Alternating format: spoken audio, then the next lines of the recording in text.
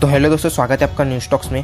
दोस्तों ये बात तो आपको भी पता ही होगा कि 1980 तक भारत और चीन की अर्थव्यवस्था और हालात बिल्कुल भी सेम यानी कि बराबर ही थे। 1980 के बाद चीन अपने बड़े नेता डेंग जियाओपिंग के कार्यकाल से तरक्की की सीढ़ियाँ चढ़ने लगा और वही भारत कांग्रेस गवर्नमेंट की फालतू कामों की वजह से भारत बिल्कुल धीरे धीरे आगे बढ़ रहा था। चाइना ने अपने इंफ्रास्ट्रक्चर पर 1980 के बाद बहुत जोर दिया है और इसलिए चाइना के इंफ्रास्ट्रक्चर के साथ साथ चाइना की कंपनी तरक्की करने लगी। वही इंडिया में ज़्यादातर इंफ्रास्ट्रक्चर प्रोजेक्ट्स 2014 के बाद शुरू हुए थे, इसलिए इंफ्रास्ट्रक्चर का अच्छा ना होने से ज़्यादातर इंडियंस कंपनी चाइना का कंपनी को बिल्कुल भी टक्कर नहीं दे पाती है। और ये सिर्फ भारत में ही नहीं बल्कि जिस देश में भी चाइना की कंपनी पावर रखती है वहाँ के उस दूसरे देश की कंपनी बर्बाद हो जाती है और चाइनीज़ कंपनीज किसी भी देश की सुरक्षा के लिए एक बड़ा खतरा मानी जाती है।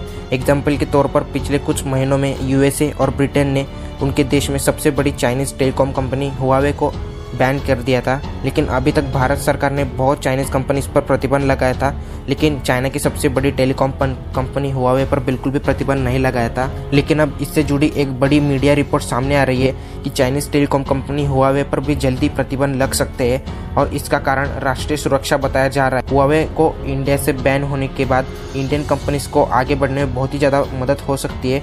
इस खबर पर आपका क्या कहना है कमेंट सेक्शन में ज़रूर बताएगा। मिलते हैं अगली वीडियो में एक नए खबर के साथ।